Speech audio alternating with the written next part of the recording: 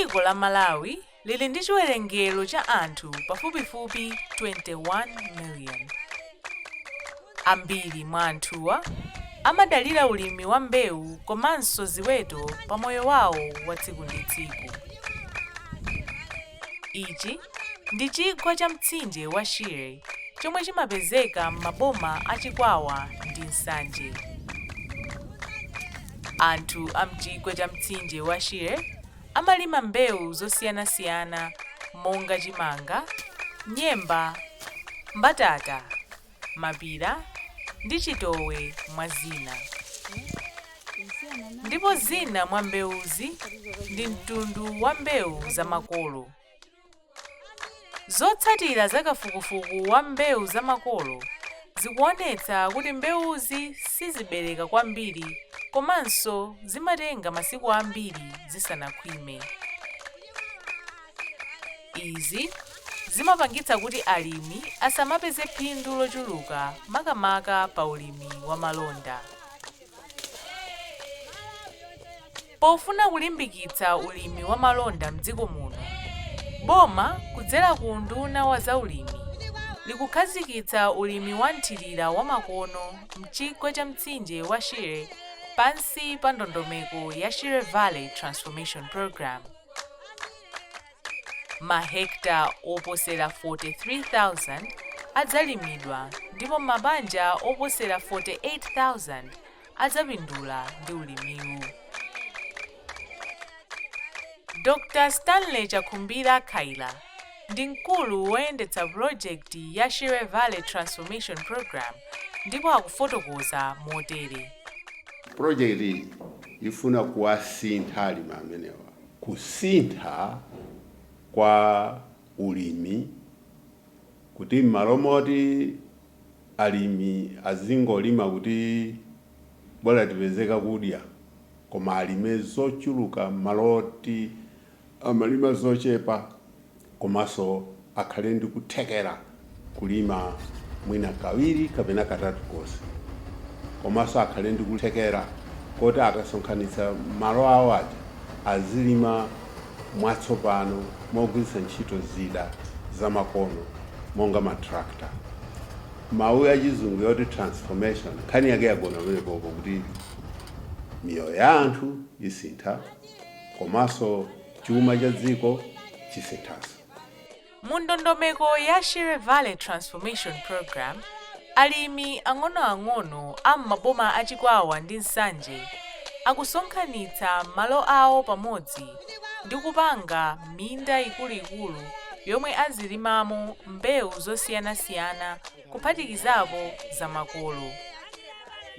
Bambo Adrian Maseo ndi mlangizi wa ulimi wa malonda ku project ya Shire Valley Transformation Program ndipo akuti program imeneyi ya Shire Valley ndiyofunikira kwambiri ku dziko la Malawi ndi anthu aku chigwa cha mtsinje wa Shire, chifukwa ithandizira kuchulukitsa zokolola ndiso chuma cha alimi kudzera mu ulimi wa nthirira. Ndipo project iyi pafupifupi mabanja 48,000 amene atapindule, ndipo malo othirira adzakwana pafupifupi 44,000 hectares. Alimi eni aje choyambirira adzasonkhanitsa malo awo kuti apange mafamu akuluakulu amene azilimako mbewu zomwe zili ndi nsika ndi kale. Ndipo mafamu amenewa adzayenekera kulembetsa bungwe lomwe loyendetsa ulimi umenewu ngati business, atakulembetsa ngati cooperative kapena atakulembetsa ngati company. Akazayamba kulima kuti apeza nsika adzafuna kuti alembe akatswiri amene aziyang'anira mbewu zawo. Tikudziwa ku Shire Valley ambiri alimi ngatiso dziko lino la Malawi ambiri akhala kulephera pawokha kuyang'anira mbewu zawo, koma alimiwa anena monenetsa kuti akufuna zinthu zisinthe zimene akhala kulephera nthawi ino akatswiri athandizire. Pali chiyembekezo kuti ulimi wa nthirira kudzera ku Shire Valley Transformation Program udzapindulira anthu ambiri kuno ku Chikwawa ndi Nsanje. Ulimiwu uthandiza kupititsa patsogolo ntchito zachuma mderali komanso dziko lonse la Malawi. Mbewu zamakono komanso zamakolo zikhala zikulimidwa pansi pa ulimiwu. Cholinga cha boma ndi chakuti mbewu zamakolo zomwe anthu a mchigwa cha mtsinje wa Shire akhala akulima kwa zaka zambiri zisungike ndi kupitirira kupindulira anthuwa.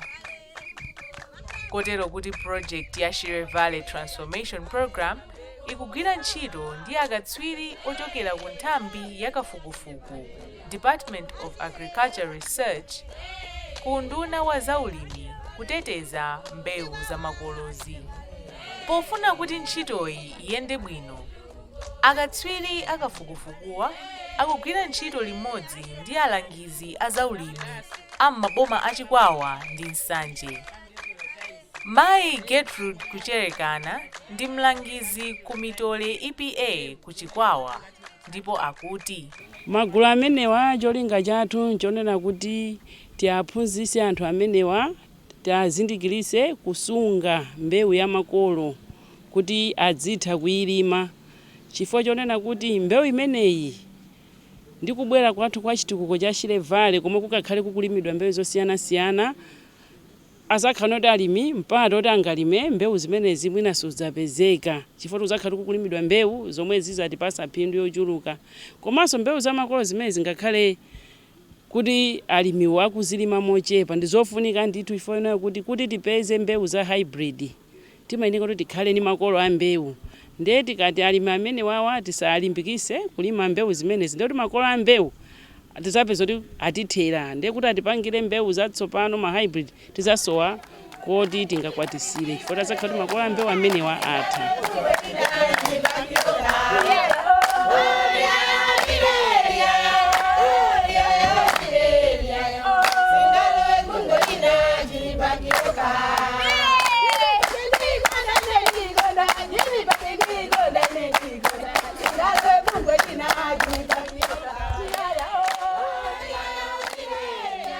Ili ndi gulu la Msekere Gene Bank kuno kwa mfumu yaikulu Kasisi boma la Chikwawa. Anthuwa adzipereka kupitiriza kulima ndi kusunga mbewu ya makolo, kwinaku akulima mbewu zamakono mu ndondomeko ya Shire Valley Transformation Program. Kodi alimiwa akonzeka bwanji kusunga ndi kulima mbewu zamakolozi? Mayi Makulata Mikwamba akufotokoza motere. Ifetu munda wathu titagwirizana ndi malamulo athu tinaona kuti munda uti tingoyesa ndi 2.5 acres. Ndipo mbewu imene tinasankha ife podzala munda umenewu tinasankha mbewu ya ambuye angafe chimene chimanga cha mtundu wa lokolo.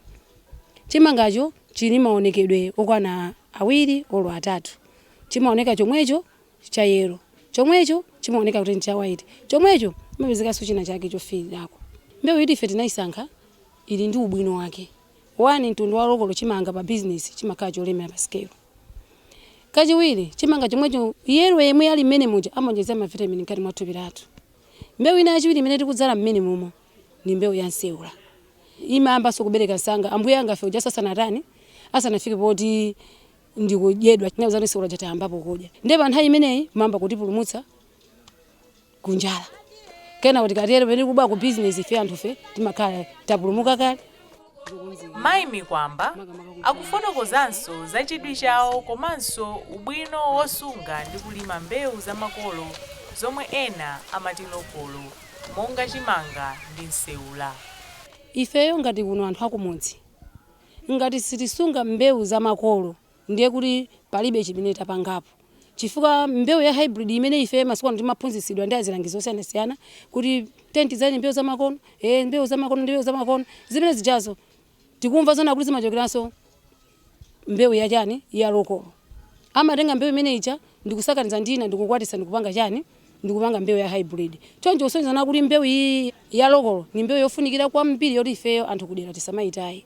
Kungoti tataya mbewu imene tende kuti basi ndikuti mwina magulu achimanga adzathira pomwepo. Amalawi tiye nditenge mbewu ya makolo imene makolo athu anatisiyira kuchokera m'mbuyomu. Pamene tikudzala hybrid kwinaku komanso makolo tisamusiye, chifukwa mbewu ya makolo ndi imene imathandiza kwambiri ku nkhani ya njala, ku nkhani ya kugulisa, china chilichonse chimakhala chili bwinobwino kudzera mu mbewu ya makolo. Mbewu za makolo ndi gwero la mbewu zonse za makono zomwe akatswiri akafukufuku amapanga pofuna kuchulukitsa zokolola ndi zinthu zina zambiri. Tiyeni ngakhale pali mbewu za hybrid madera onse anthu athe kulimanso mbewu za makolo kuti azitha kusungira, chifukwa mbewu zimenezi ndi zofunikira kwambiri, ndi zothandiza ifuna kuti zimatithandizira kuti tipange ma hybrid. Ndiye mbewu za makolo zimenezi ndi zofunikira kwambiri kuti zizisungidwa. Boma kudzera ku Shire Valley Transformation Program likuonetsetsa kuti mbewu za makolo zomwe ndi nsanamira wa mbewu za makono zisungike, pomwe ulimi wa nthirira wa makonowu kudzera ku Shire Valley Transformation Program ukubwera kuno ku chigwa cha mtsinje wa Shire.